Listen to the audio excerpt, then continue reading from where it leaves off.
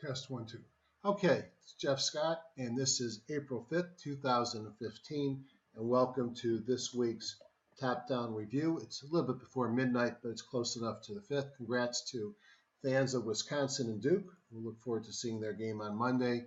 A little disappointing that we're not going to see a undefeated season by Kentucky. My title today is Bad Still Good, and for those that have been in this market for a while, we've been living through several years where on bad news, the Fed takes a breath and prolongs the pause. On good news, they threaten to raise rates. With all the concern in the market this week about raising rates, I think it's a natural question is, will Friday's bad news be good for the market as it's been over the last several years and see a rally despite the initial sell-off, or has bad news finally turned to bad? We look forward to finding that out as this week progresses. As always, it's for educational purposes only. I'm a doctor, not a broker. Most physicians lose money with their investments. Several of you are probably listening today. I was one. I lost money in the beginning. I blew up accounts, and then I figured out what a trading plan was and got some good education. I am independent. I'm friends with a lot of trading company vendors, but I pay for all my own software, and no one pays me to say good things about them. Trading involves risk, and you alone are solely responsible for any investment decisions that you make. I always entitle my work to be your own guru, and I think it's important that each of you learn how to trade, identify who you think are smart people, learn things from them, put that together, and over time, create your trading plan. And then what I do with my trading plan is I follow it as closely as I can. I judge myself on whether or not I followed it and kept to my rules. I measure the outcome, and then I further adjust my trading plan as I learn new things or I get feedback from how my trading goes. I started with CanSlim with William O'Neill. Many of you are aware that CanSlim perhaps didn't work well in 2014. It had worked for the other years of this recovery starting 2009. And I think perhaps it's the cycle of the recovery, but for whatever reason, there was a shift out of growth and more perhaps into interest bearing such as REITs, utilities, etc. I complement what I learned from O'Neill with Morales and Catcher, their Bible gap ups, pocket pivots, etc. Looking forward to the new short selling book, which should be out shortly. We have Ian Woodward and Ron Brown. Just spent a weekend in Palos Verdes. Thank God Ian's doing better after he passed out shortly after speaking. But that was another great meeting. And they really take the basics, the essence of CanSlim, automate it with HGSI, and then add some creative and helpful additional tools. Also a big fan of Alexander Elder. Here he is with his partner Kerry Lavorne. Alexander has written a number of books, recently updated the Trading for a Living book. Trading philosophy, Elder Force Index, impulse indicators, and other valuable tools. Here's my friend John Person. John's been trading for as long as I've been in medicine, back to the mid-'80s. He's written a number of great books in the last several years. He's introduced me and many others to such great tools as high and low close dojis, Person PPS buy and sell signals, the use of on-balance volume, and looking for divergences and convergences. And like me, he's a top-down guy. He looks at the market, he looks at seasonality of the sectors, and he finds the best stocks in the right sectors at the right time. Van Tharp for money management, Thomas Dorsey, comparative relative strength, which is kind of what I do using HGSI, but using point and figure charting. And then my buddy George Lee, who will be joining me soon for the next summit. So let me just take a quick detour. Let's see if it'll come across the top. I sent this email out, but it came to me in my spam box, so God only knows how you got it. So I have booked June 27th through June 29th of this year. This meeting will take place in Singer Island, which is an island right off the coast of West Palm Beach. You fly into Palm Beach International, which is about 20 minutes away, or you consider Fort Lauderdale's airport, which is about 70 minutes away. We'll be holding the meeting at the Singer Island Marriott Resort. It's a 4-star suite hotel directly on the beach with amazing amenities. My wife and I stayed there for a week before we moved into our condo, which is pretty much next door, and I didn't want to leave because I enjoyed the services. Because it's off season, I'm negotiating rates, but it'll be in the neighborhood of $200 per person for a room. There will be doubles available, which may or may not be a little bit less per person. Each room is a suite. The key speakers will be myself and George Lee. In the past, I've had selective other speakers. You can see some of them here have been John Arps, John Person, some folks from Lowry Research. And we'll see based upon the final agenda who I bring in to supplement George and I. I've also invited somebody who I'm friends with, as well as George, who is great at portfolio protection. Our objective is to help you become better traders by helping you maximize the tools that you've already paid for, help you streamline the process to find great stocks, teach you better money management using position sizing, stop loss management, by request, options, and other protection strategies in times of market turmoil, and then helping you finding an edge using tools, technology, and seasonality. Final budget is not yet concluded. I'm waiting on just to sign with a hotel, but will be in the neighborhood of $1,000. This will include 3 days of meetings, breakfast, lunch for 3 days, dinner for 2 days, and then snacks during the meeting. Because of the fact that I will feed you locally, and my condo will have barbecues on Saturday night and Sunday night, you could just take a cab to the hotel and take a cab back to the airport and save on the cost of parking and rental cars. In addition to the meeting, we create a Dropbox where all presentations will be placed and maintained for 12 months. I will give you access to the prior meeting screencast, which you can review before the meeting.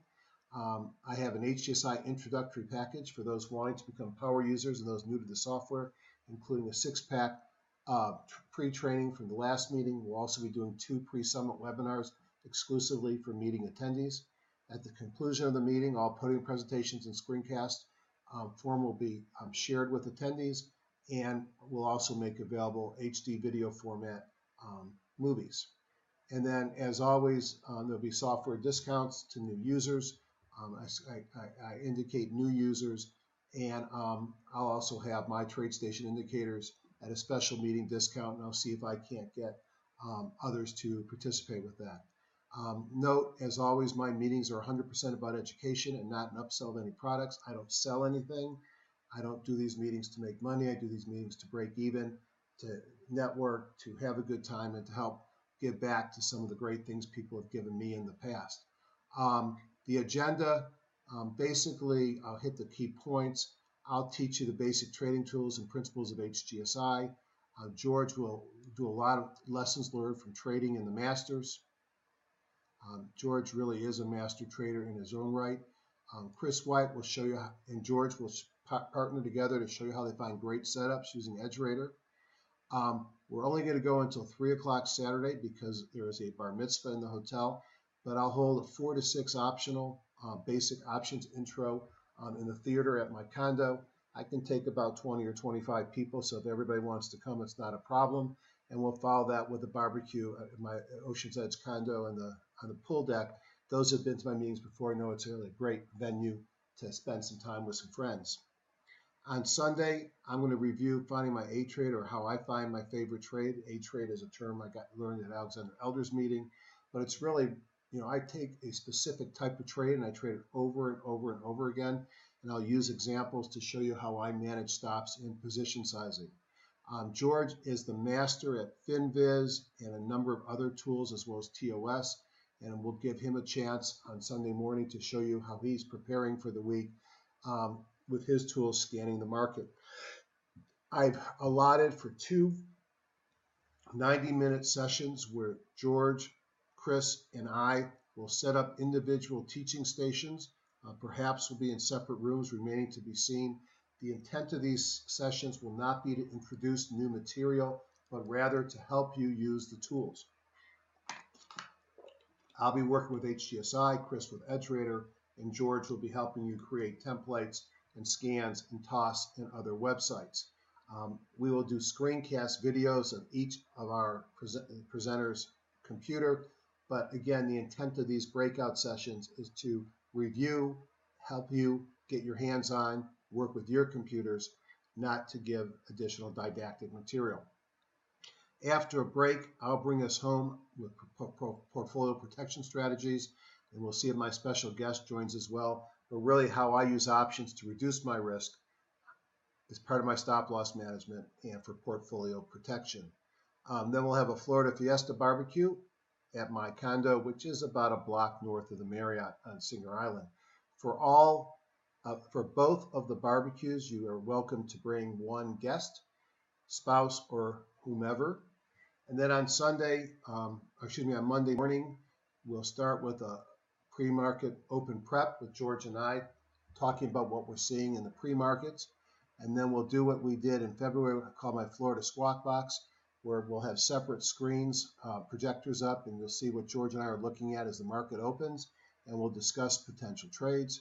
We'll follow that with a break, and then the second small group discussion, lunch, and then George will bring us to the break, talking about how he puts it together and how he uses seasonality to give him an edge. And then I'll conclude it with my nightly review. Obviously, it won't be end of day yet, but with HGSI's intraday updates, I'll do an update at 3 o'clock, pretending it's the end of day, and I'll step you through how I use the tools to understand the current market data and where I think the market's going to go forward. That'll be followed by Q&A and then conclude the formal meeting. For those that stick around on Tuesday, we'll do an intercoastal cruise, lunch at a waterside restaurant where you guys can treat me. Ha ha ha. I'll treat you to the rest of your meals, and then we'll return to the dock. I will send out a formal invite with links probably by Wednesday. So I talked a lot about using the tools that you have. I use specific tools, TradeStation, Thinkorswim, and Genesis. I manage my analysis aftermarket with HGSI and EdgeRater. I'm a big fan of seasonality, and Magenta Trader is going through some, developmental issues. Now switched to a web-based product. Seasonality Trader is the old Java-based version of Magenta, and I've been a big fan of using that. Hopefully, the old Magenta the new Magenta will become even more powerful. And then I use a number of websites as well. I always look at this. I want to figure out where I'm at in the pattern of a market cycle. And, we keep talking about being here on this right shoulder. We're expecting this market to roll over. We haven't had a big correction. And as a broken record, every time I talk about this, it's another leg up, a pullback and a leg up, a pullback and a leg up. One of these days, we're going to pull back. But as far as I can tell, we'll see what Monday shows, we're still up here wondering if this is it. Now, I have to adjust my approach to the market based upon what I presume, assume, believe, hypothesize, whatever word I want to use, the market is doing. And,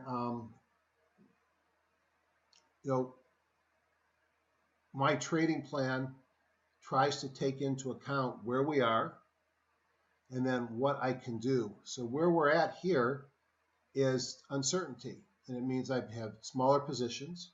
I've got some premium I've sold. I'm in cash, but I've also started protecting some of my bigger positions. And this means if I have things that are sort of break even, why do I want to hold them through a period of entropy? So I've sold positions to raise cash, and I've got a number of option strategies on that raise premium while I sit there not doing much. I have to wait for the market to declare itself, and then I'll go hard, but we're sort of in this indecision or uncertainty, which we've been in a lot over the last several months. You have to know your news and your earnings per share dates. Just to give you an idea of why news is important, I mentioned the comment, is it different this time? Here is a picture from Genesis of the E-minis, and at 8:30, this is on a 5-minute chart, and you could see that the minute the employment numbers came out, there was an initial move up for about a second, and they traded down, and the futures, which went into the 8:30 session at about 2060, ended up at 20.39. So the futures are down from where they went into the session about 20 points. Now the question is, are we going to see the sell-off end and the market trade up on Monday because what's bad is good, at least it's been what's bad is good, or will this market open up hard? I think we're at sort of a crossroads of the market in many ways, and I'm very intrigued as to what we might see this week. But you've got to know the news when it comes out. Now, there's nothing I could have done about that because I wasn't going to trade on a holiday shortened, potentially volume light futures market, even with the big news, and you couldn't trade in the stock market. What are we going to get this week? We're going to get some job openings for February, mortgages, crude inventories, natural gas inventories, and initial claims. That might be important considering how weak the jobs number was this past week. You notice on the right a couple things. There's not a lot of earnings. As I say, it's your responsibility to know when your earnings come out. It is totally okay if you make a informed decision to hold your stock during earnings. I do it from time to time. Sometimes I don't. What's not okay is for you to have the oops moment and see your stock have a big move against you because oops, you didn't know earnings were coming out. And as you could see, Greenbrier on Tuesday, that's one that had a big beat last time. And I made the mistake of chasing it. Unfortunately, I did okay, but the options premium was ridiculous and it taught me some lessons. So earnings before the market for Greenbrier on Tuesday. The other one, AA Alcoa, coming out, sort of kicks off the earnings season in general. As you know, I'm a big fan of seasonality, and I always look at my calendar. I'll go back to that last slide in a second. And what you could see for the month of April here, starting on Wednesday, April Fool's Day, these are the big movers. And you could see there's a lot of red. So there are a lot of stocks that are biased to the downward side in this month, but we're going to look at some of them, positive and negative, that may be important as we go into this week as time allows. So my plan today, I've already done some of my introductory comments. We'll do a market review, do my top-down analysis. I want to show you how I've made some great moves during the week, integrating person pivots and HGSI to find great stocks. And then as time allows, we'll do seasonality, and I'm going to limit myself to 90 minutes tonight. We are at about 18 minutes thus far.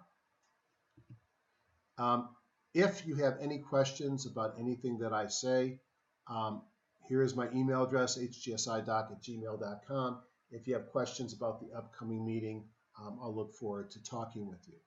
So the first thing I like to do is let's just pull up an Excel spreadsheet and look at the week that was.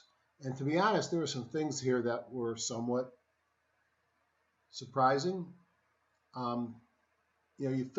I felt from the press, and maybe it was just because of Friday's big sell-off, that it wasn't a great week. And then I looked at my numbers and it was sort of, it wasn't a good week, but it wasn't a bad week either. And so let me show you what I mean by that gibberish. We're letting my Excel open here slowly because it's a big file. I do a number of things during the week. And one of the things that I do that's perhaps a little bit anal is I track a large number of watch lists. Now, some of these watch lists come from HGSI by itself. Some of them are smart groups. Some of them are different filters that I've used over the years. Some of them are downloads from investors.com. Some of them are downloads from MarketSmith. Some of them are downloads or searches within Metastock. So there's a number of different things that I do to help me understand what's going on in the market. And then one of my favorite things to do, and I'm beginning to wonder if my Excel spreadsheet's ever going to open up, one of the things I really like to do is to do a group performance analysis, which basically allows me to see over the week how well I did or didn't do.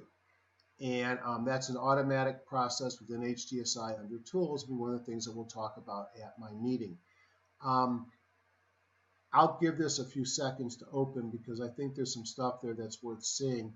I'm wondering if I saved it on a 64-bit Windows and I'm opening it on 32 if I've created a problem, but I think I've done that before. One of the things that I do during the week is I add to this list, and I call it my trading-based stocks. And what I do is I take Monday was, oh, this is this week. I can't do this week. I had to look at last week.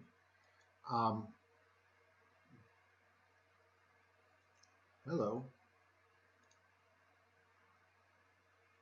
All right. You're probably seeing me on Excel having a heart attack here. But last week I went in, for example, and I built some, go on to last week. There it is. And each day, except for Monday when I was traveling, but Tuesday, Wednesday, and so on, I created a modest-sized list of trading instruments. And this list of trading instruments I took from my TradeStation scans, and then I was able to run them in my HGSI scans, a couple of my favorites, and then I ran them against persons' pivots and PPS indicators, and it was quite remarkable what I saw. Now, if my Excel is not going to cooperate, and it's not cooperating yet, I'm going to open it up in just a GIF file and just point some things out. I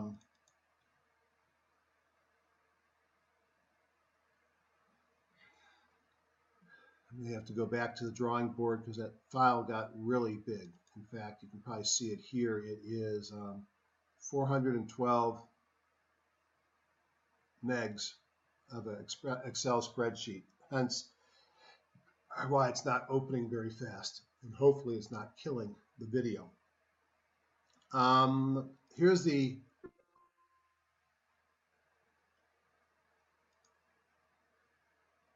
let's use this. Here is the group performance analysis that I did over the weekend. And hopefully it's going to open up. And I just, in Excel, it's a lot easier to follow. That's why I like to use Excel.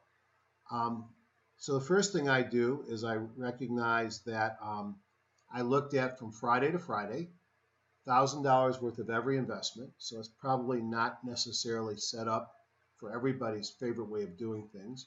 I looked at only stocks that were $2.50 and 150,000 or higher. And then I looked at performance for the week. And you could see that here's the starting value, ending value. These are calculated indexes. They're meaningless. This is the change. More importantly, this is the percent change. And this is how many gainers versus losers. Some groups are small, some groups are big. And you could see the percentage of gainers. So the first thing is I scroll through these, you could see that most of them are black.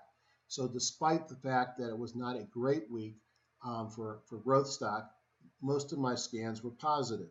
Now, if I look at some specific things, as I said, I had an okay week.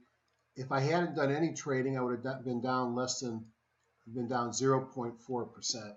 I don't consider that a meaningful week, to be honest. You know, plus or minus 1% to me is sort of background noise, so that to me was a flat week. Interestingly, the IBD 50, which is down here, was down the same, about 0.5.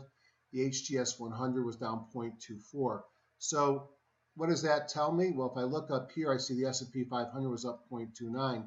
It tells me, despite the fact that the Russell's strong, it tells me that, I'm just going to close this down and not take a chance.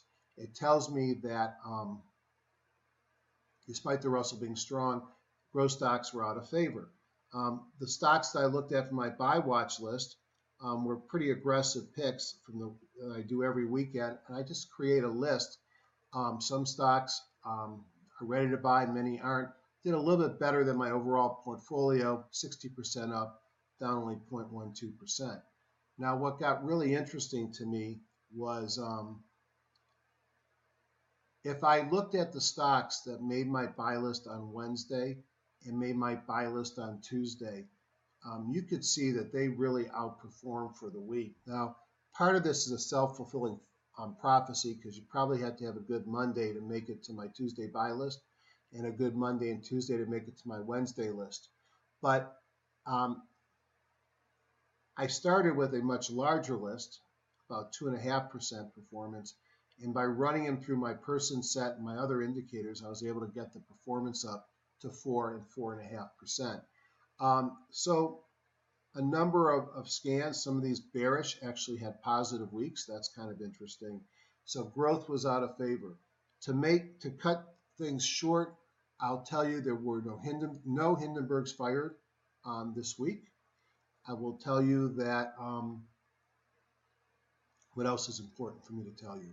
Tell you that the market in Edge Rater shows that we're in chop, and the buckets show that we got about 60% to the upside, but certainly no shift to overextend it, so no evidence that this market is extended. So I was going to go through my Edge Rater, but we'll blame that on Excel, and we're going to keep going. The next thing I like to run through is I like to jump into TradeStation. And what I do in TradeStation is I usually go first to my elder indicators.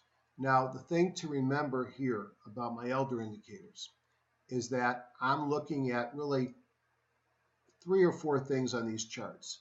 And you'll see that this last date here was on the 3rd, so these don't have data from the 4th on these charts. Because if I did, the data would probably look different. Actually, let me say that again. This does have data on the 3rd on these charts, and the 3rd was Friday.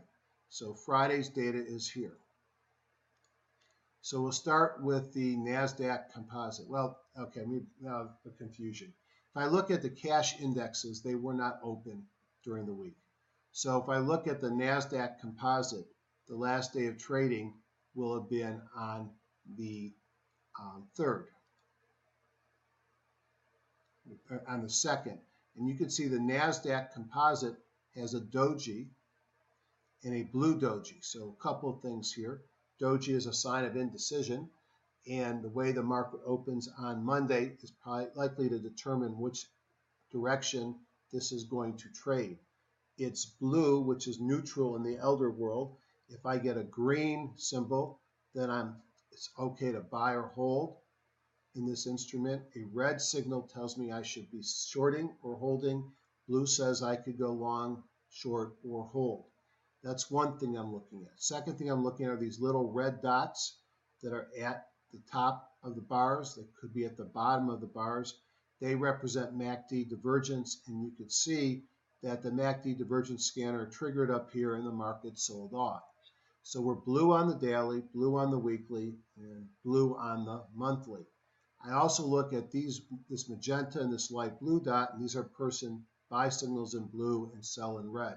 So I see neutral on elder on the NASDAQ, a sell signal in place on my person indicators, and that's the NASDAQ. If I look at the Dow, same story, blue on a sell signal, weekly red. So the Dow is weaker than the NASDAQ on a sell signal. Don't want to be going very long on the Dow out of the chute on Monday. If I look at IWM for the small stocks, these have been the strongest part of the market, and you could see they're green here on a buy signal from person, some evidence of MACD divergence, so strength in the small stocks. And then if I look at the S&P cash market, I see blue on a sell signal, and the MACD divergences have been abated.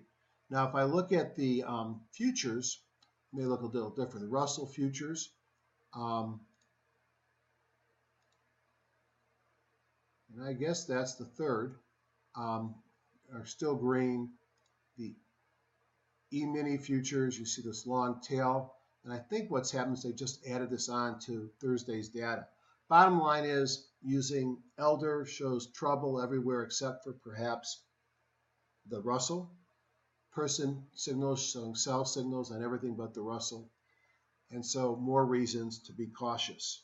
Now, John just updated his package, and it's pretty cool.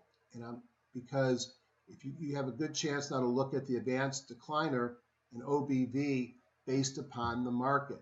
So, for example, this is the Qs, and you can see the Qs here come down on Thursday, and you could see OBV trending down, as is the advanced decliner on the Qs. Here is the Dow futures, and here's the advanced decliner heading down, and OBV heading down on just the Dow. Here's the IWM, and again the same thing, OBV and AD on just the Russell 2000, and notice how unlike the others, you see the strength of the market as they are heading up. And this here is a buy signal, and that's the sell signal. On the NASDAQ composite,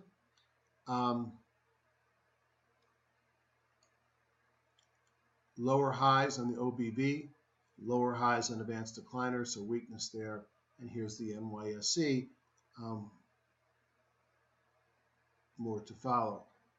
So I look at these during the day, and what I see here is continued concern about weakness.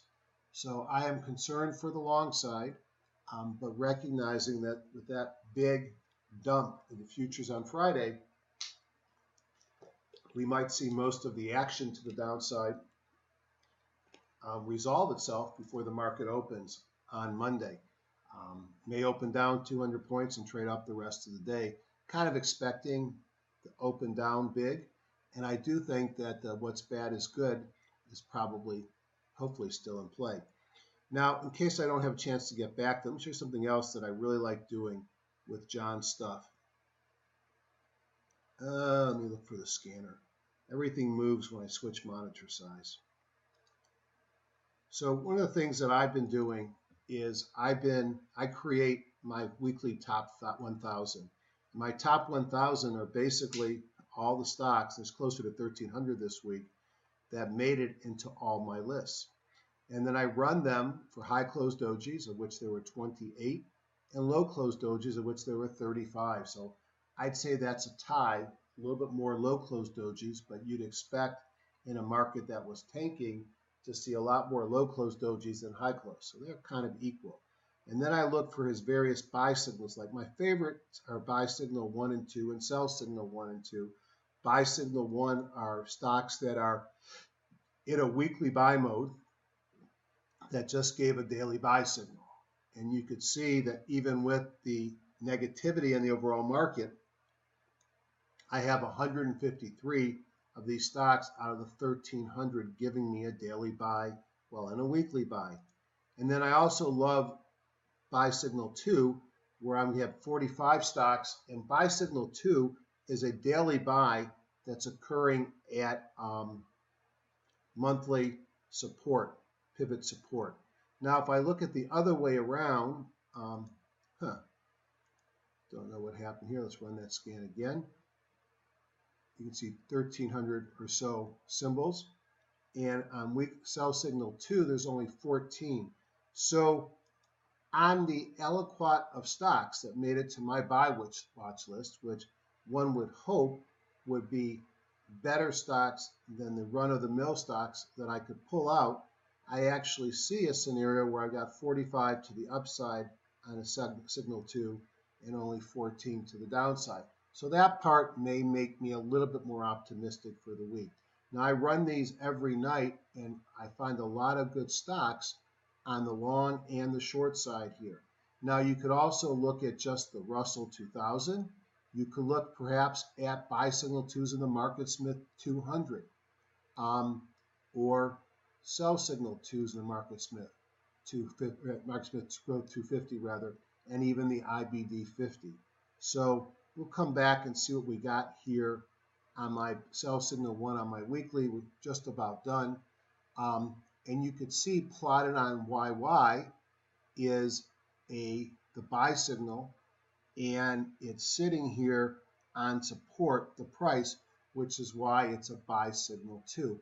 And you could also visually see that during CHOP, these signals may not be great. No signals are great in CHOP, but they pick out some great trends in the market, both the long and the short side. And they've been very useful in my trading. For more information about this, please reach out to me. During the day, I'm also able to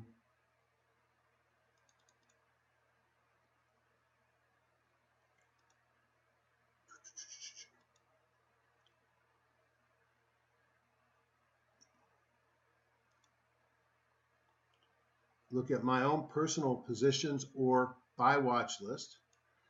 And let me show you how I do that. Designer. I forgot to do this part already, so I just go to buy watch. These are stocks that, oops, these are last week's. Don't want last week's. These are stocks, I looked at about 800 stocks today. These are stocks that looked interesting to me. Not all of them are great. Some of them are setting up. Some are ready to run. Some have already run. Let me pop them into my two places where I like to keep them for monitoring.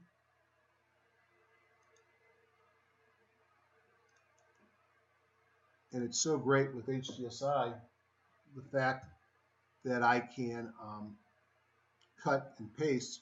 I step away for a second. My dog has decided to come back into my office, and he's crying at the door.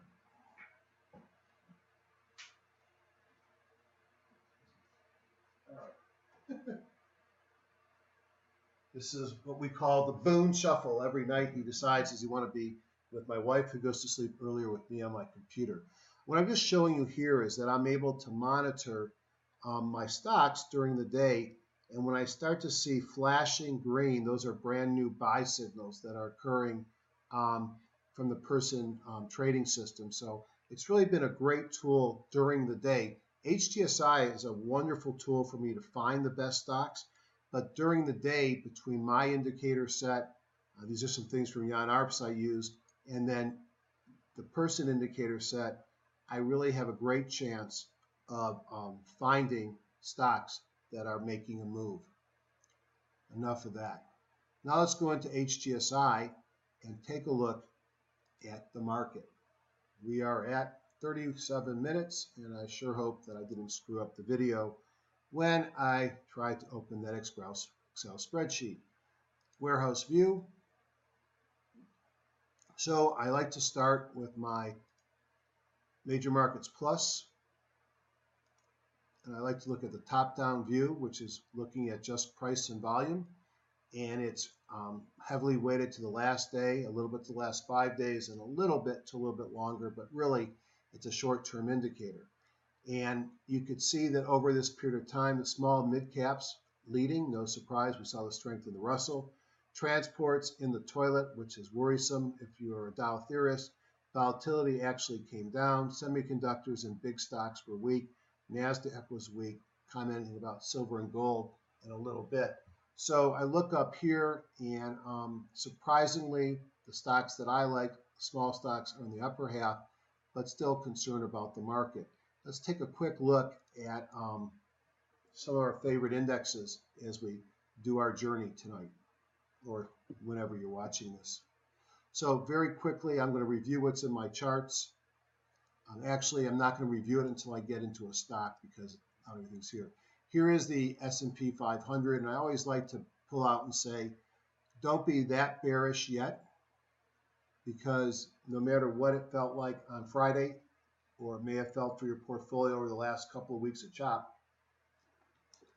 we're still in a major bull market dating back to March 9th with very few movements below the 200 moving average. If I tighten it up and look at where we are in the midst of a trading range, and perhaps we're right on the bottom of that trading range. So it'll be interesting to see, whoops, I don't know what I did to you there. Oh boy, God forbid the S&P looks like that chart. So we're at the bottom of a trading range here. It looks like we're going to have perhaps some issues this week as we take off. And this is on a daily chart, and that was 4-2. 4-3 was a holiday. But my hope is we can stay within this trading range and head back up. If we break out of this, my next target is down at the 200-day moving average. And as I pointed out earlier, we've only hit the 200-day moving average a couple of times since March of 2009, the last being in the fall of 2014. If I look at the NASDAQ, just to get a sense if it's about where we fall. NASDAQ, here is sort of a confluence of my support lines, and we're just above support on the NASDAQ. And if we break support, I think the natural place to hit is going to be the 200-day moving average. And you hope for a day like this where you have a deep down day, touch and bounce. There is about 260 points on the NASDAQ before I get to the 200-day moving average. If I look at the Dow Jones Industrial Average, those 30 stocks that we worry so much about, also sitting right here on support, break support, I expect to go to the 200, and you can see in February, in August, in January this year, and perhaps again, we're going to see a visit to the 200. In the deeper pullback in October, we actually broke and spent about 2 weeks below the 200-day moving average. If I look at the Russell, I think we're all aware this is where we're going to see the strength of the market. And you could see the Russell is above support here, broke out of this wedge, fell back into it, and then broke out again on Friday. On Wednesday retested. Thursday had a very nice day. The Russell was actually up, I believe, on Thursday. Let's take a look at that here. Chain up 0.32% in a week tape. However, if we fail here, we could break up and probably go down and visit the 50, which is about 36 points away. And a big failure might take us down to the 200, which you can see the Russell has visited quite a few times. So we are at very important lines of support in the major indices, which means we're at risk, especially with the futures blow up on Friday. If I look at some other things, volatility, I would say I would give it a middle. It's not as low as it's been. It's not high, and it's going sideways. Break above the 50 and close and a move up would be bad for equities. The dollar, oops, when that happens, the dollar, which has been in a major bull run, has pulled back and is holding above the 50. And I'm, for one, expecting the dollar to go further up and put additional pressure on multinational companies, those that have earnings that grow outside the U.S. If dollar is strong, then you know what happens with gold. Well, dollar was weak, so gold moving up still has major resistance to get through at the 50 and the 200-day moving averages. And silver, which is entering a very seasonably weak period of time, is at the 50, but at best it's in a trading range. I won't respect it until it breaks the 200-day moving average and holds. Let's quick look at USO for oil. Oil is sort of bouncing down here near a low. There was a lot of strength in oil exploration stocks and oil services stocks as the week ended. And I have to admit, I'm scratching my head wondering why. There's too much supply. Iran may be coming on. There's no storage. We're losing open storage.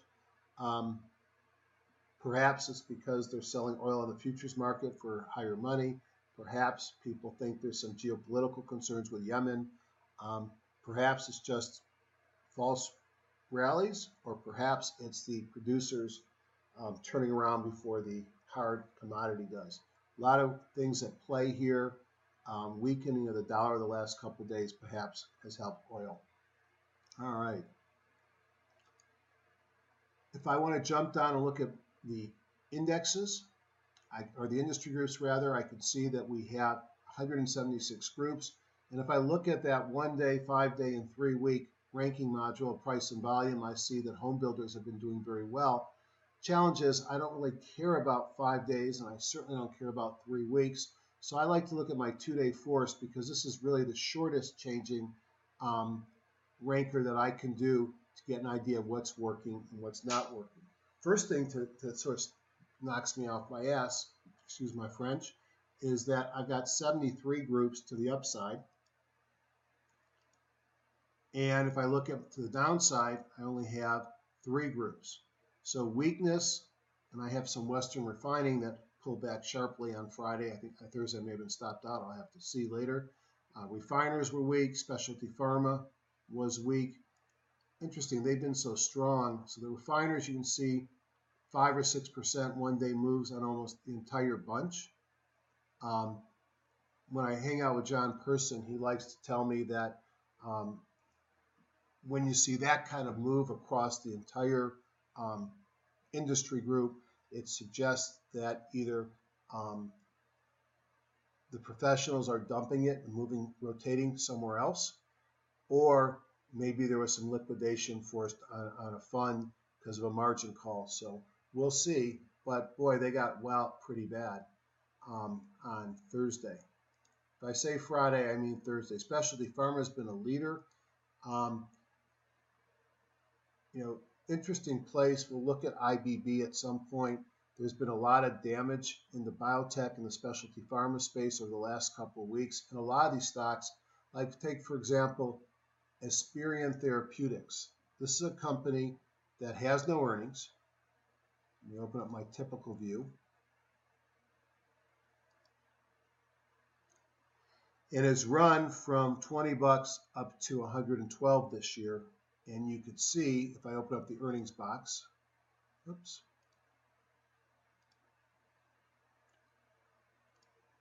All right, Jeffrey, hit the right box. Oh, this is open. That it makes no money, no revenue, and no earnings, loses money.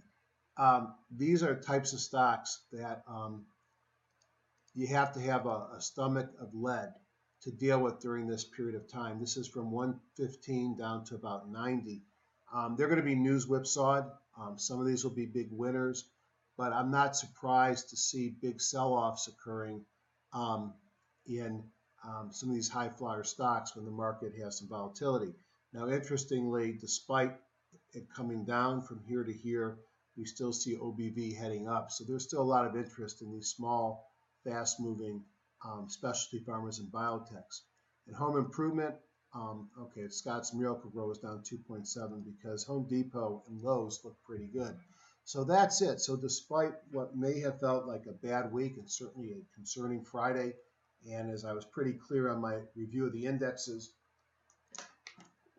a lot of concern perhaps that we have some topping, or we're at support and at risk of rolling over.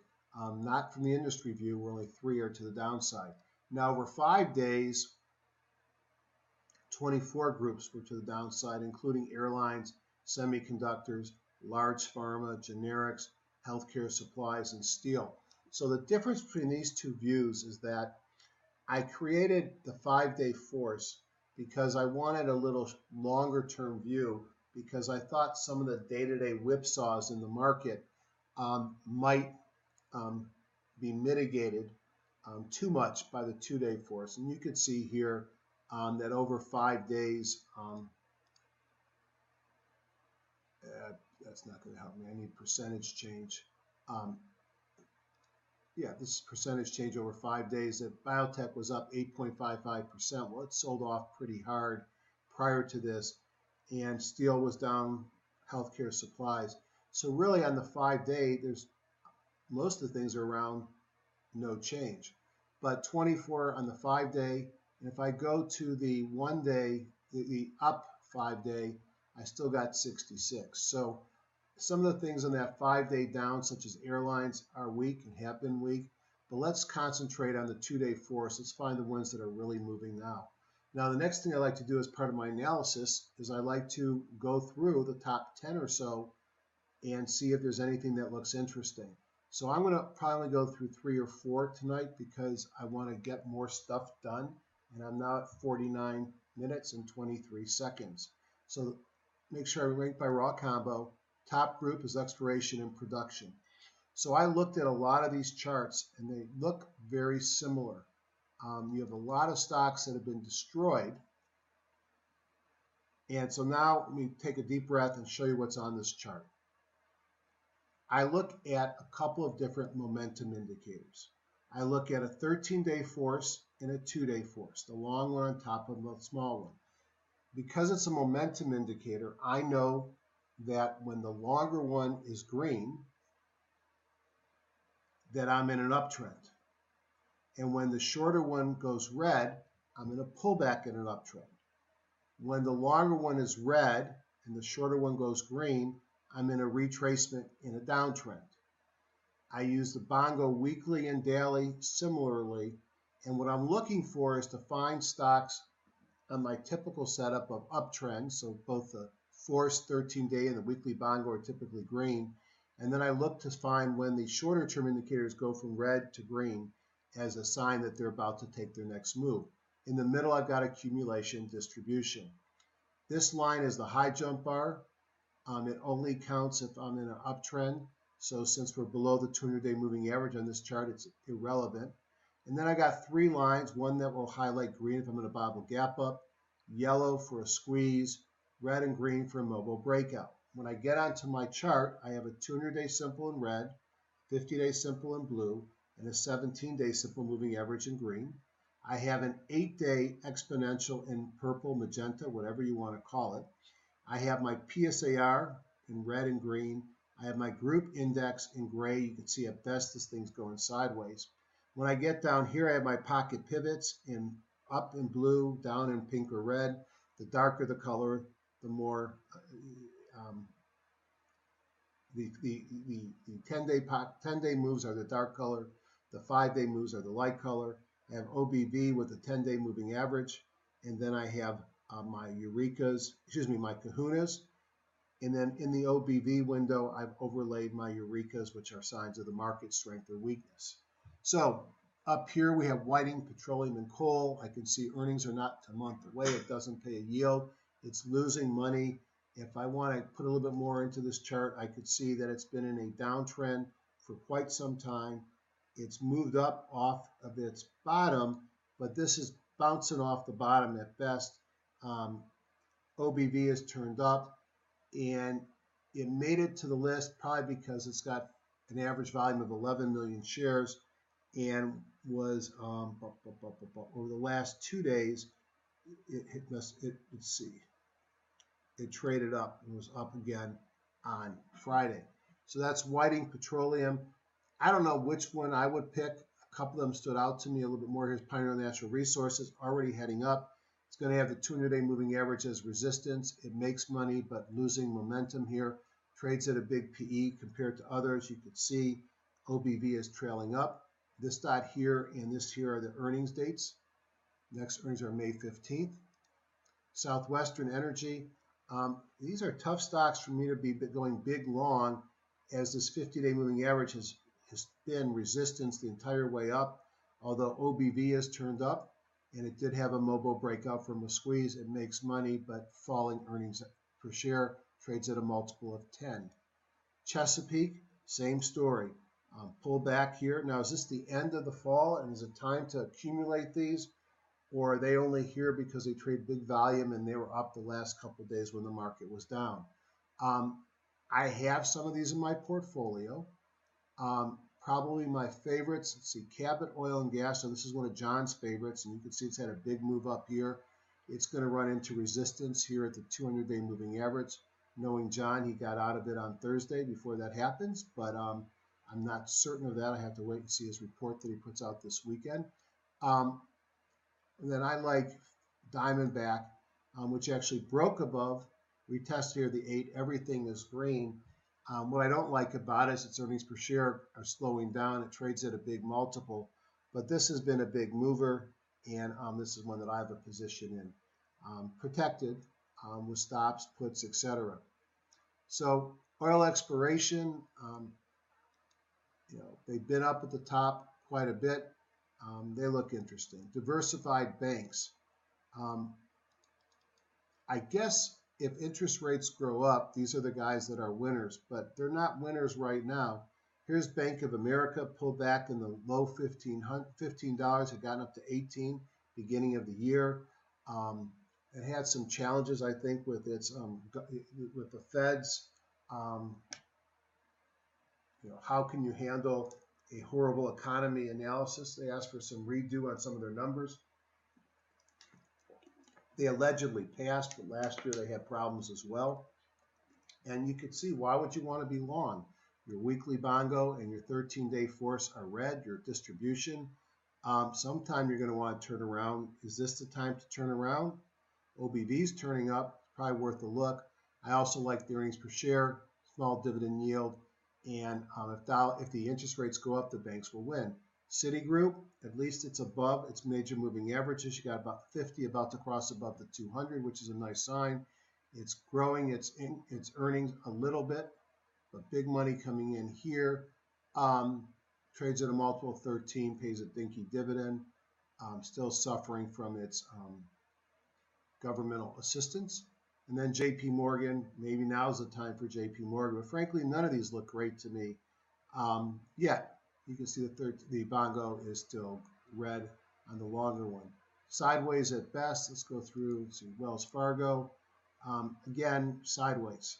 I'm not that excited by these. Interest rates go up. These are a place to go. Telecom carriers. Sideways moving stocks with great dividends. I wish I could say something better about them. Here is a stock that came in August and is sitting at about the same price. It's now moved above its moving averages, which is more bullish. You can see the strength of the group here. This is Verizon, a mobile breakup from the squeeze on Friday, mostly green up here. OBV heading up, it pays a 4.4% dividend yield. If the market is going to have a rough time here, here's a stock that really for 2 years has lived in a very narrow range and pays a great dividend. Maybe that's a place you might want to hide your money. AT&T, not as pretty a chart as it's actually pulled back, but the pullback sets it up with a much stronger dividend at 5.7%. Really at the bottom of its trading range over the last 2 years. Maybe this is a place to hide with a 5.7% dividend. Doubt very much that AT&T or Verizon are going out of business. T-Mobile, best of the bunch from a look-see perspective. Mobile breakup from a squeeze, Kahuna pocket pivots. There must be some more M&A discussion because that seems to be a big driver here. Makes some money, trades at a ridiculous multiple and no dividend.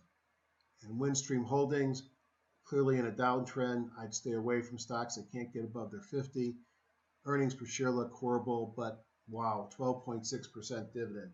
Now we'll talk a little bit about high dividends. They're great when you can get them. But this dividend is being calculated based upon the annualized dividend at the time that the last dividend was paid.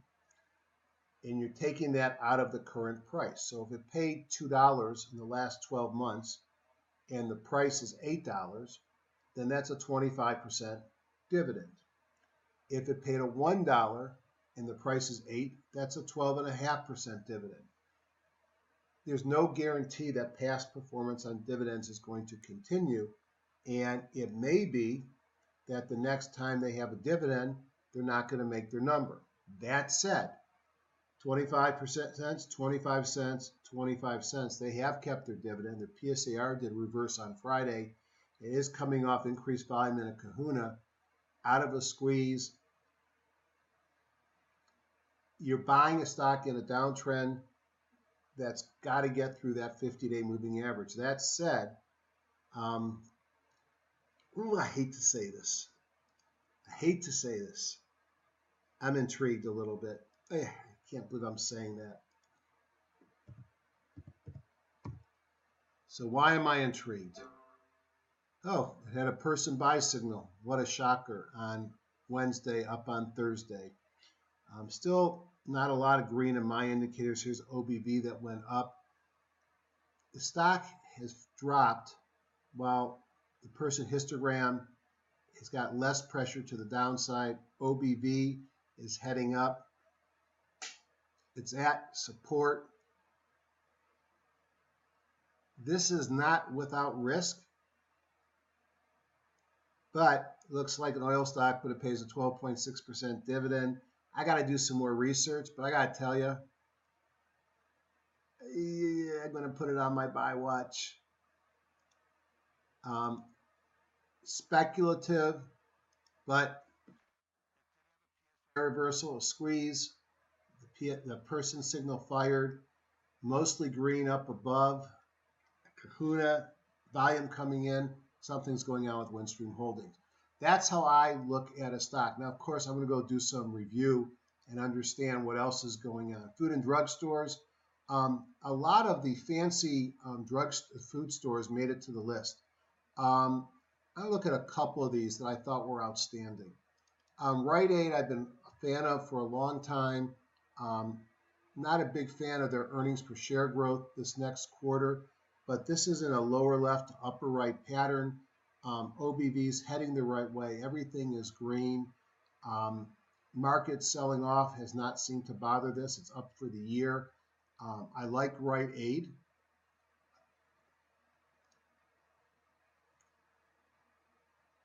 And I love Kroger's, but I'm not sure if it's the right time to get into Kroger's. Talk about lower left, upper right, tight stock. It is going sideways here, and a break above the PSAR dot might be another time to get in. Mobile breakout from a squeeze here. OBV nicely heading up. Kroger looks great, perhaps setting up for a new buy. Casey's General Stores. Why am I looking at this? Because it's hard to know when to buy Kroger's when it's in a big bull run. Here's Casey's. It makes money with growing earnings. It trades at a multiple that's a discount to its current earnings growth rate. It pays a small dividend. It's uptrend, pull back to the 50, had a pocket pivot, mostly green here. I like this picture. I don't love these candlesticks here with a wide range bars. Now, I think Rob Hoffman, I don't know what he calls them, but he puts a buy signal above the top and a sell signal below the bottom. And that might not be unreasonable here. You see the group strength. Let's just take a quick look at Casey and see if there was a signal there on my other indicators. So we got a buy signal 3 days ago from person. You see my signals are turning green, the yellows, the squeeze, OBV heading up. I like it. And you had a buy signal on a weekly. So Casey did already make my buy list. I don't love these last two candle days, but Casey looks interesting. And if you don't believe in the power of earnings, I've been watching this stock for ages. And it was living in the $9 to $10 range for quite some time. And sitting out there on the chart were two earnings estimates. And so I held on to this stock through thick and thin. And all of a sudden, you've had some major jumps in earnings. And now, reality is, I didn't need to hold on to the stock for that long. I could have looked right here at Kahuna, breaking above the 50, everything's turning green. I had opportunities here to get into the stock, here to get into the stock. But this is a big mover. And again, this is one of these stocks that's being propelled by earnings. So looking at the chart, this would have been a great buy point. You know, I call my Delta buys, get on an airplane and forget. Here's one where it had to break above the PSAR. OBV is already turned up. And this was a great buying opportunity right here with the Kahuna, positive OBV, breaking above the moving averages. And it's had a huge run since then. Pullbacks to the 50 have been buying opportunities. It's too extended right now. Power of earnings, my friends. Power of great earnings. Casinos and gaming, this is a bit of a surprise. But you could see maybe this is where some of that refiner money is going up. I'm not going to look at WBAI. Let's just look at the 3 or 4 big ones up here and wonder, is this a one-day wonder or something happening? MPEL, all about Macau. Everything I read says Macau is weak. The funny thing is, whenever I read about Macau weakness,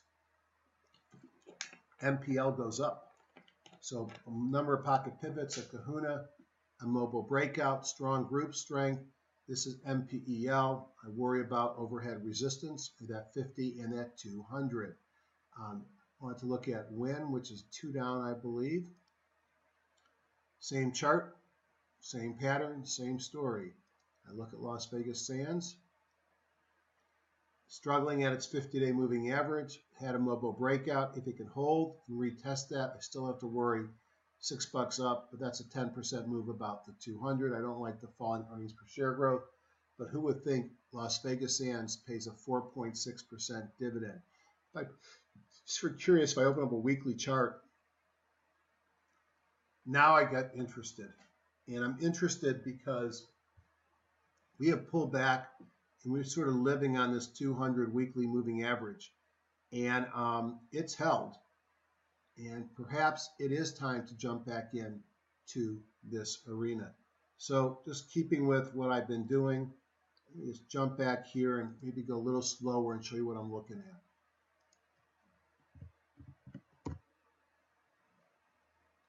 So there's a lot of stuff in here. Let me see if I can make it less confusing. I've got a person buy signal, more reason for me to like Las Vegas Sands. I've got my dots. So let me just review what are in my dots. The first dot, which I don't have here, is a Bible gap up. The second dot is a mobile breakout, is a pocket pivot. The third dot is a mobile breakout. The fourth dot is a squeeze, which I don't have. Here's the last of my squeeze. The fifth dot is a PSAR reversal. The sixth dot is a Kahuna force. And make sure that's right. I think that's right. And then the seventh dot is, I have to remember which is which. Hold on. All right, the seventh dot is the Kahuna force. And then this sixth dot is a green candle high or red candle. It's a red candle high. You can see it went all the way, took a high there. So I've got green dots coming in. I've got a person buy signal. I'm down at support. I am concerned that OBB hasn't picked up, but Las Vegas Sands looks interesting. I know John's a big fan of MGM. And if I look quickly at MGM, I don't like it as well, similar to Las Vegas Sands without the buy signal. So perhaps the one to look at here is Las Vegas Sands, and MGM is getting close. Now, some of you may be going, how come I don't have the person signals in HGSI? Well, that's because they're proprietary and they're not available. However, if one goes into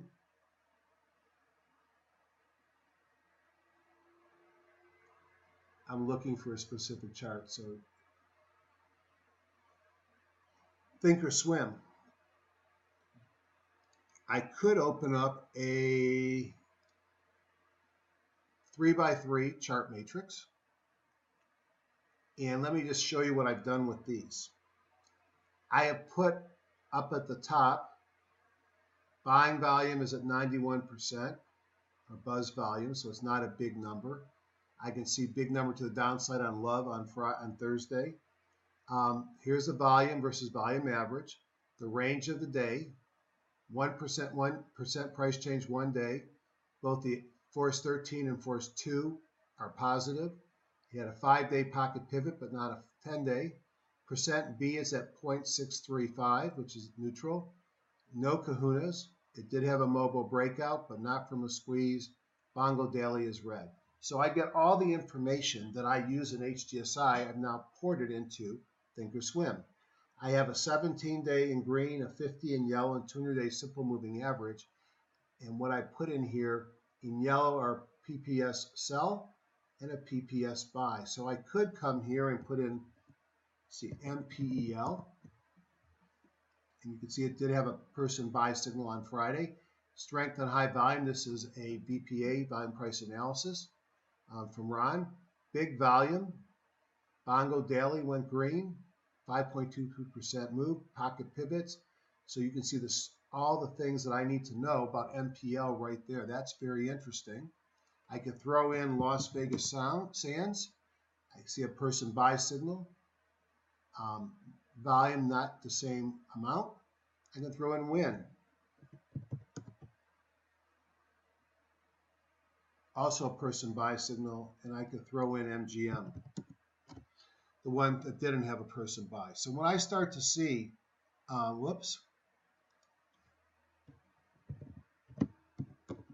multiple stocks in an industry have buy signals, I pay attention.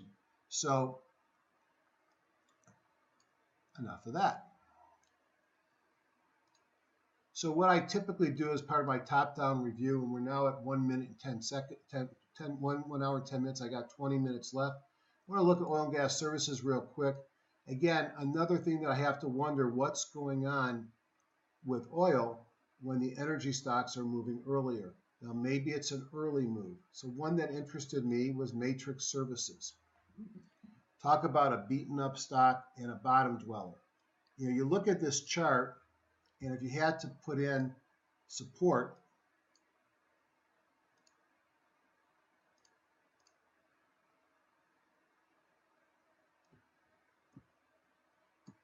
you're pretty much sitting on support. So you know where your stop goes. It's a little far from where we are right now. You had two kahunas come in, everything turned green. You had a mobile breakout from a squeeze.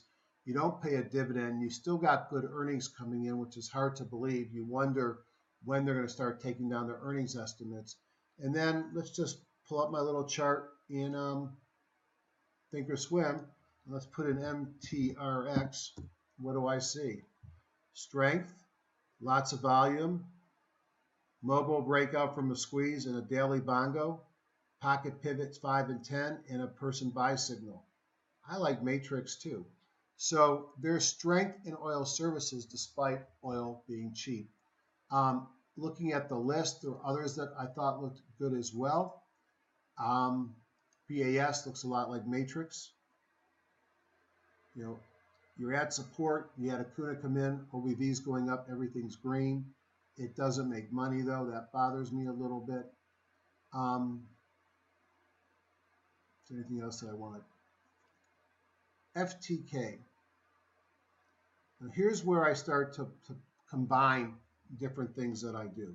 So let's go back to my 3 chart, 3x3s. FTK. So you could see we have 5 and 10 day pocket pivots on Friday. Our forces are positive. We had a daily bongo. We're in a squeeze.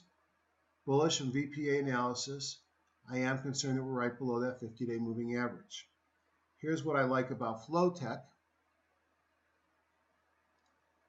And this is how I do things like bringing in seasonality. So FTK.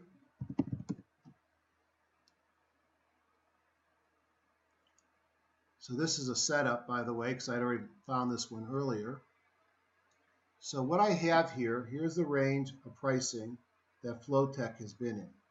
Now, it's coming off the bottom of its channel. This is the predicted move by 5 in green and 10-year seasonality averages. Down here, 7 years of data. All 7 are positive to the upside between March 23rd and May 5th, so we're a little late. Okay. Average return is 33.8%.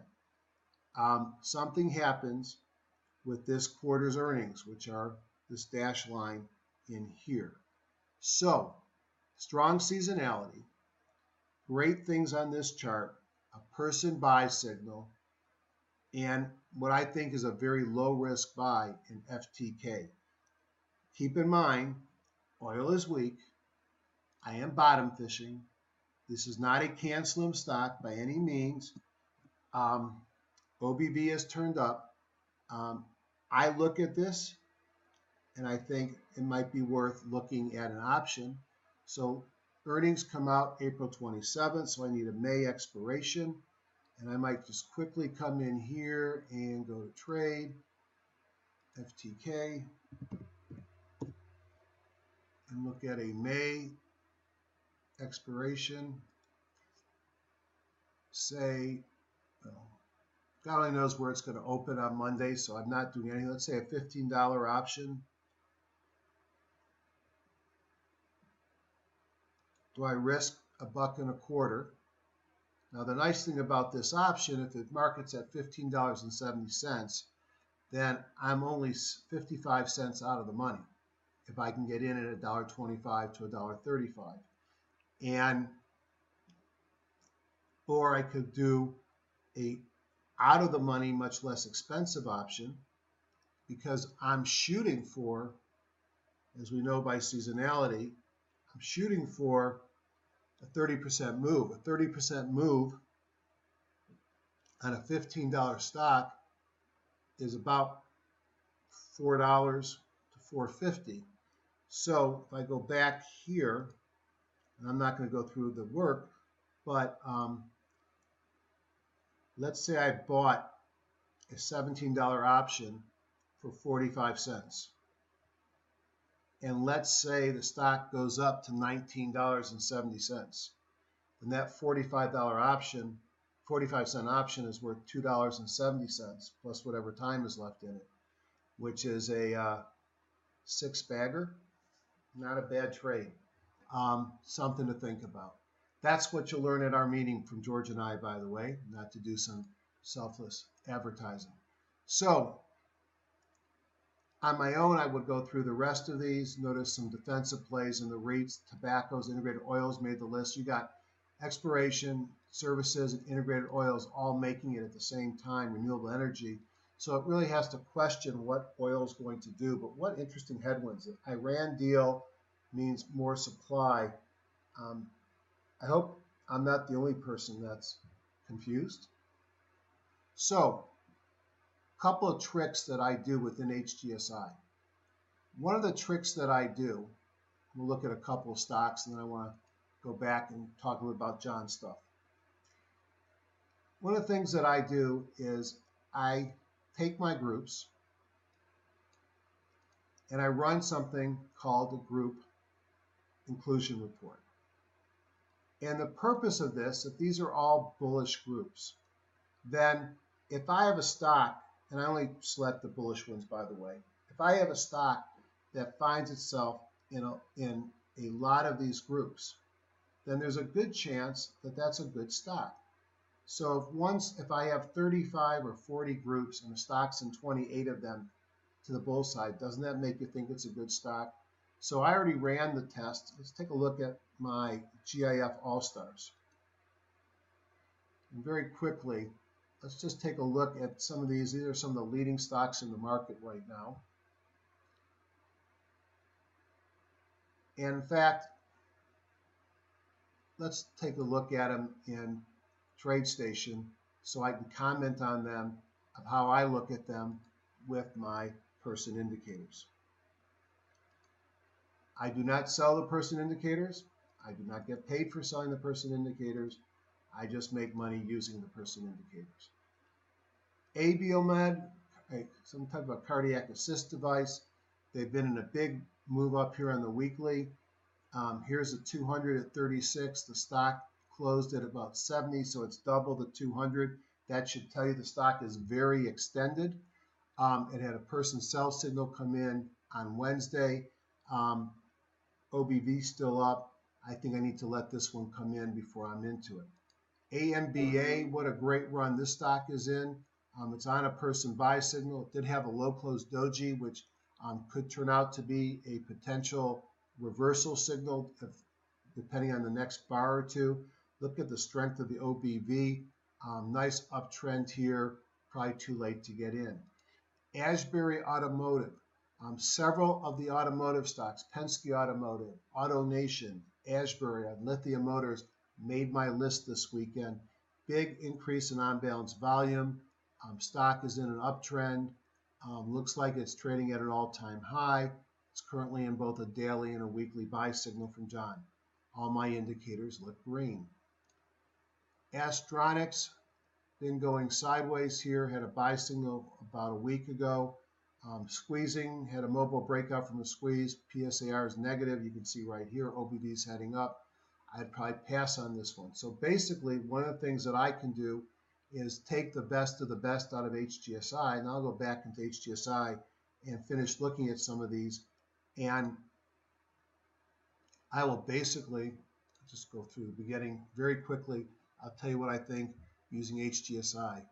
Abiomed gapped up, going sideways. Great earnings per share growth, no dividend. Big move near the high jump bar. I pass on this one. It's had too big of a run. Ambarella, lower left, upper right. Earnings have come out, kind of going sideways right here.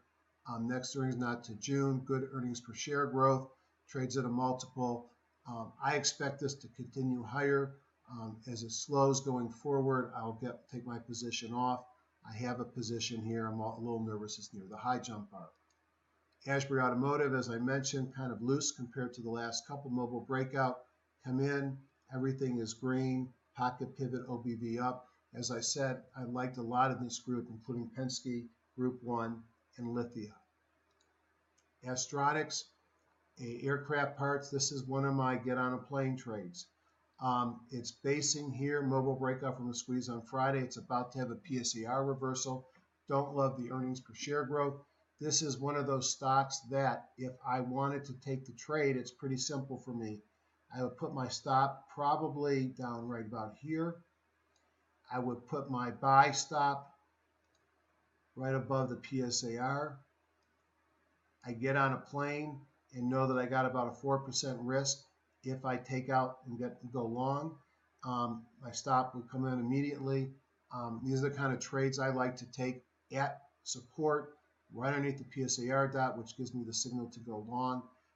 I did that when I got on a plane every day and made a lot of money making those trades. AVGO, Avgo has been a big leader, selling off right here. I believe it's also the person sell signal. These are the earnings, came out earlier this month. Next earnings are not to June 4th. Love to buy this stock off the 50. 50 has been a great place to buy it in the past. We'll see if it gets that far. Cambrex, a biotech stock, big earnings per share coming in. They must have a product on the market. I don't know them. I look at the growth based here. It looks like it wants to run again. CarMax, put this in the same category as Ashbury and others.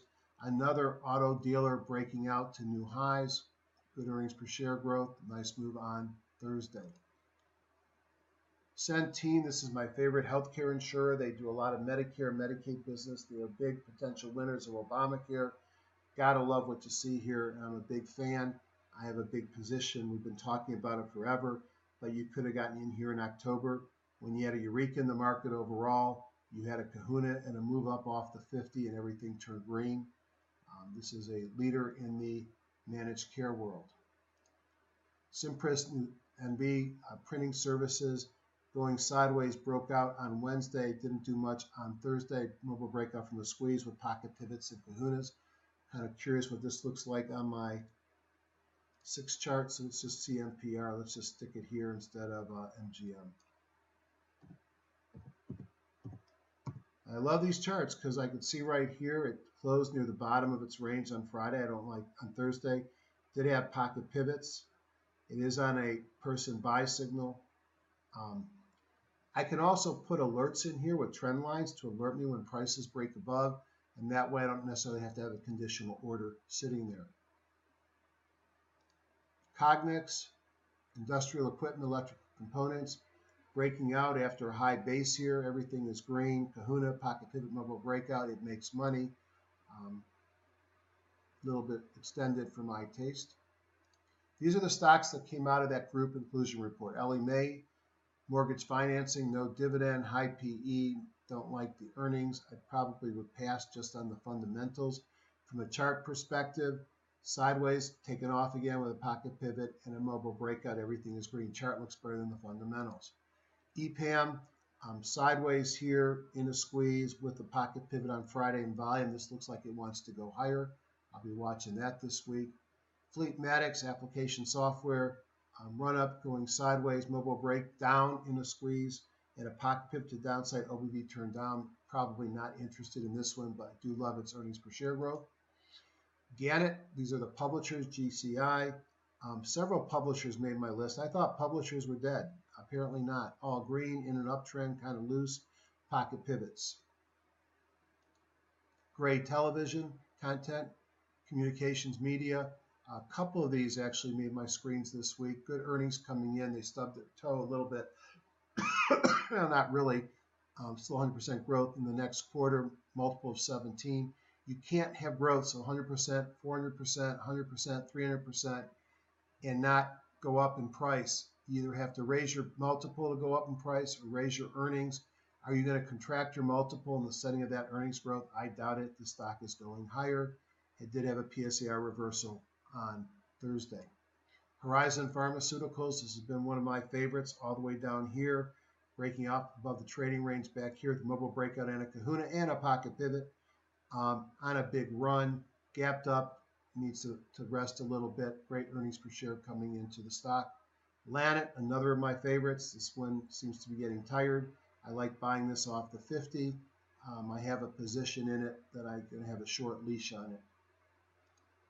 Lennar, home builder, lower left, upper right. I think this is the best of the bunch right now from a chart perspective. All green, pocket pivots, earnings are out. Ligand Pharmaceuticals, don't really understand what these guys do. They have a bunch of products that other people license. I don't think they actually sell anything. I think they collect royalties. Maybe that's a low-risk way of playing. Don't pay a dividend, but they've got some earnings growth coming in. Do your research. Molina Healthcare, another managed care company in the grain of Centene. Look at this chart. Nice chart, nothing wrong with it. Earnings are slowing down. That's bothersome, although they had a big bump here. Compare this chart to CNC. Tight and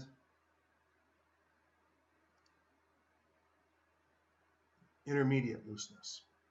I like tight. Norwegian Cruise Lines, a little bit tighter than Molina, all green, pocket pivots make money. A week ago in PV, they all look good. Several of them sold off this week. Paycom, I'm looking to buy it off of momentum at the 50. I'd like to see a pocket pivot or kahuna come in here. I won't touch it without that. But look at the earnings per share growth rate, big multiple. If I can find this happening again with a kahuna, I might nibble. Turning red, that's a little bit bothersome. Pinnacle Entertainment's had a big run up, going sideways. Everything is green. It's had a big run. It does have good seasonality. It's a casino. Qualies is another one of the I think this is one of the, like Cyber and FireEye and others. Lower left, upper right, kind of choppy in here. Don't like what it did with the shooting star on Thursday. Everything is green. Does make money and has good earnings per share growth.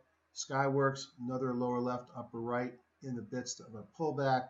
It'll be interesting to see if this is kind of like what it did here, where it pulled back and went sideways and had another leg up, or is this the end? I'm going to be monitoring that one closely. I do have a position in it, and let's just put it in here, SWKS, and we can see that it's in a person sell signal. And had I taken this, I would have saved a few bucks. I don't take all the buys or sells. I watch them and I adjust my stops based upon the signals. Tower Semiconductor, a little loose for my taste, but looks like it wants to run again. Mobile breakout from a squeeze. So let's look at how I would play this one. Open this up here. If I was interested, I'd probably put my stop probably around here. I'd put my buy stop above the PSAR dot. And it looks like I'm going to be putting $2 at risk, which is too much. I probably wouldn't take it unless I was willing to take a stop up here. Probably would pass. I like going under natural support, which would be the 50 here for my stop. But this is an interesting stock. Nice run up. It wants to break above that PSAR tomorrow, mobile breakout from the squeeze. I like this a lot. I just don't know if my stop is too far away.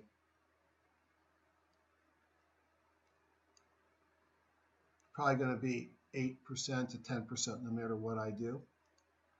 And lastly, Trex, another stock, lower left, upper right, kind of loose, mostly green, good earnings per share growth, but high PE. And UTHR, this is a tight lower left, upper right in the midst of a pullback. I'd pass on this one on Monday as well. And then VIPS is one that has been sort of a storied player over this bull market. I think it had a big split to get it down to this value, or else it would be $300 a share. It looks like it wants to go higher. It's got great earnings per share growth, does trade at a high multiple, and it's no longer a secret. But all I did to find these stocks was I ran a group inclusion report based upon some of my favorites. So I showed you a little bit how I use John's stuff. I have a big buy list that I'm monitoring during the day for new signals. I use the scanner at night to find stocks that meet certain criteria, and I'm able to take my large watch list in HGSI and run it against the person's signals. Now, as I showed you, you can use Thinkorswim to generate the signals as well. Oops, that's not the one I wanted. But it's limited in what you can do. It doesn't give me all the different pivots. It doesn't give me different time frames. Now, what I can do in Thinkorswim is I can do scans. And one of the things that you can do is, for example, I looked at all stocks with a weekly above $2 and 150,000 shares, ran the scanner looking for PPS buy signals, and here's my win. Here's a train, KSU, DirecTV, Fossil, LNG, Teva, First Solar, Las Vegas Sand. I can also scan for PPS sell signals.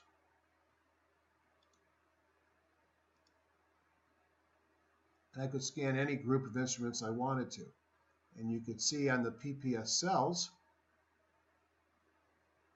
take me a few minutes, there's not as many. ICPT is one that I've had off and on. Here is Valero, one of the refiners. Now I could go even further and I could say, I want to look at biotech. So I built scans for biotech PPS buys. And let's look at, let's just look at all stocks. Biotech PPS buys, scan it. These are the biotechs, Northwest Bio. Let's look at that. That's one that I was interested in. I should have talked about it already. Just stick it in this Northwest. I hate when I forget what the symbol is. Hold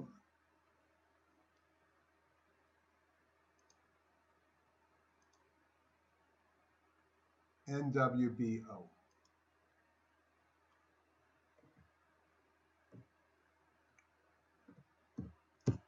So here I have a big, what a beautiful looking chart. So let me go into TradeStation, NW. This is on my buy list. I just didn't get to the biotech stocks to look. Let me find my,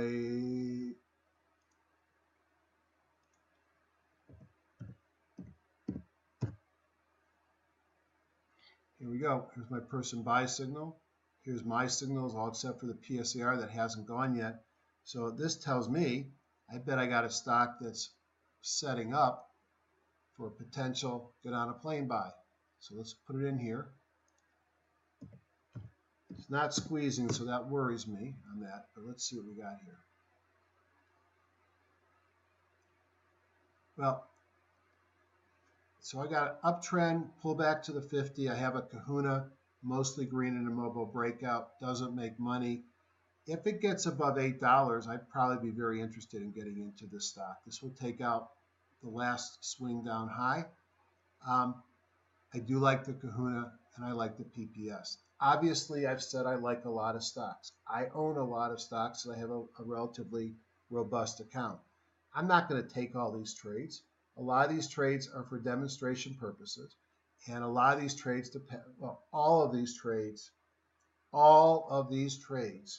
let me say it one more time, all of these trades depend upon what the market does at the open on Monday.